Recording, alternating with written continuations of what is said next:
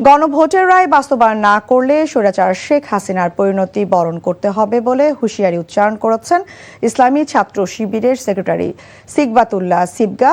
তিনি রাজধানীর যমুনা ফিউচার পার্কে বেসরকারি বিশ্ববিদ্যালয় ছাত্র শিবির পূর্বের আয়োজনে জুলাই স্মরণ সভায় একথা বলেন।